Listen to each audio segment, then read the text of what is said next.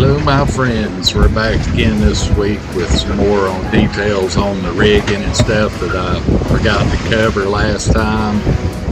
Might be interesting to see what all I did to get this thing going. So stay tuned and we'll learn something together.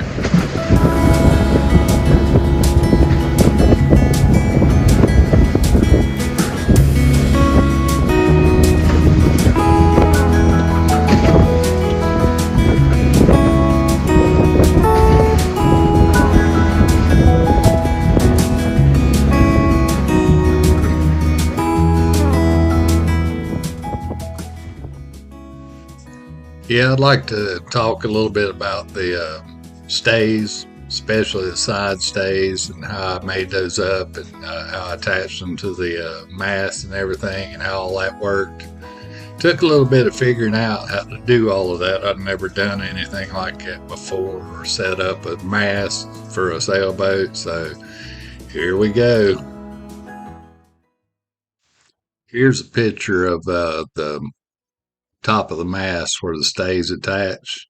Those triangle pieces there, stainless, are actually for a Catalina 30 that I ordered off internet, and that was about the right size I needed, and it had 1/2 inch pins and a 1/2 inch attachment hole in them.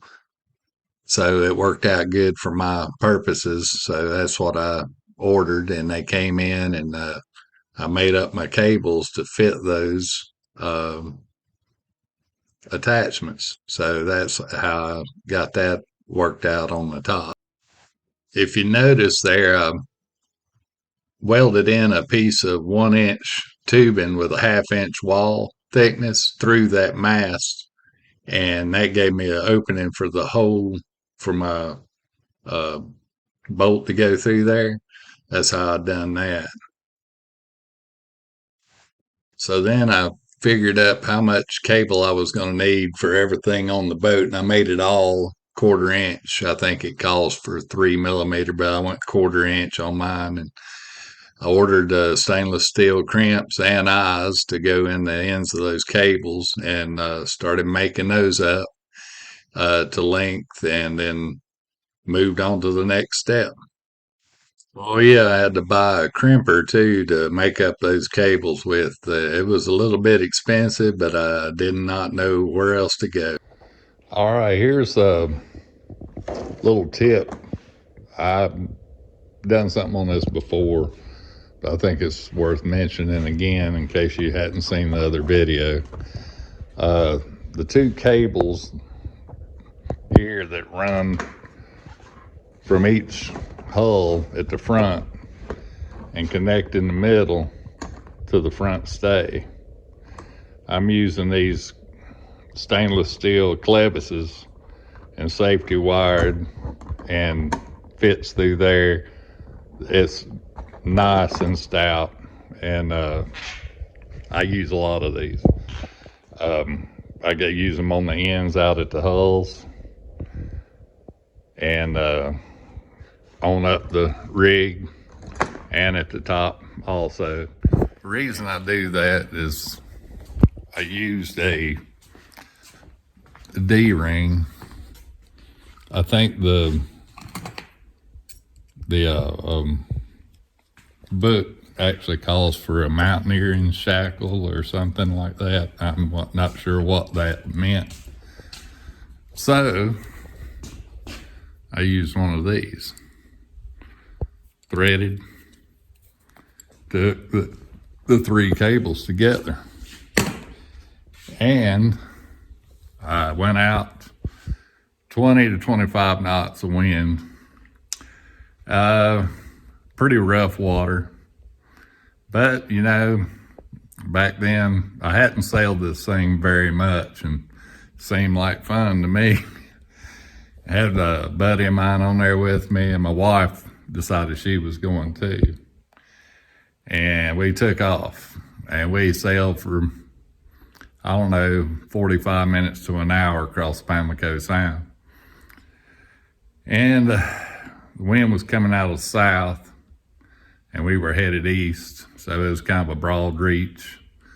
out across there, and man, we were hauling butt right at about 10 knots or so. And man, that rig was screaming. It was kind of unnerving. But we got down there and we decided it was getting a little bit too rough for us, so we turned around. And to get back to our marina, all we had to do is turn west. We still had a broad reach coming back the other way. So we turned around, took off. And about 5 or 6 minutes after we turned around, this happened. When we turned the boat around, the threaded side was toward the wind. So this thing was holding all three of these cables together. So when it blew apart, the front stay let go. And there we were. And I thought we were going to lose the mast. I really thought we were going to lose it. But luckily, I had tied a 100-foot piece of 1/4-inch Dyneema, which if you know anything about Dyneema, it's stronger than the steel is, or that's what they tell me. So I tied that on there to use to pull the mast up so we could set the mast. And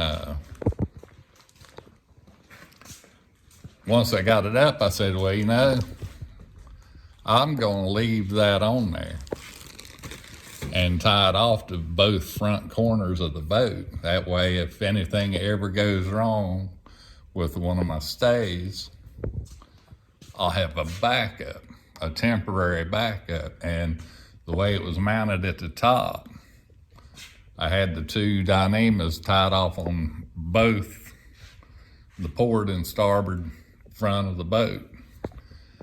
And all I'd have to do is untie that, run it to wherever I need it, and that'll give me a temporary stay until I got back and could fix whatever happened. So I left that on there, just for the heck of it. You know, I didn't know. And that D-ring blew out. And if those 2 pieces of Dyneema had not been on the front of that boat, I probably would have lost the mast. There was nothing else holding the front of it up. So we ended up having the motor an hour and a half back against the current, wind hitting us from the side. It was pretty darn scary. I don't want to do it again. So I bought some other stuff, but this time I'm going to have the Dyneema back on there because that's just a good idea. Now that I've had issues, it's a dang good idea to have something back up on there. The last Dyneema I had was one piece that was just threaded through the top of the mast and goes to both corners of the front of the boat. I bought these with the eyes made into, they're 50 foot a piece, way longer than I need, but you never know what you might need it for. So I'm going to put these through another shackle at the top, so I don't have to worry about the Dyneema cutting through up there, because I didn't have anything on the last one, and it held the whole time we were out there, almost 2 years. So yeah, there you go. That's the new one, and the bottom of it will just be tied to the boat, so I can move it anywhere I want to move it, and that can be avoided next time. So yeah, remember that. That's what you get when you push it a little too hard. All right, guys, I know I've been going on and on about this stuff, and I'm about, I don't know if there's anything else to say. If you have any questions about rigging or anything and how I done mine, or something I forgot that you'd like me to go over, comment below and we'll get into it and we'll see if we can't make a video about it. Like I said, we're all learning this together. I know I'm new at this, and I'm gonna do some other stuff on the build. It seems like we've got a lot of interest in that kind of thing, so anything to make it safer and better for the next guy, I want to do, and get some more people out there, because this WHARRAM thing is amazing. The community is amazing. The people you meet on WHARRAM are amazing. Just watch some of my videos.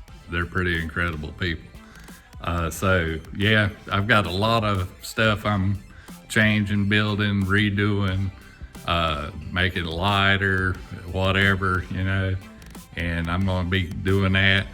And I want you guys keep coming back, smash that like button, subscribe, comment below, tell me what you'd like to see, and then yeah, get out there and make it happen and do something you love.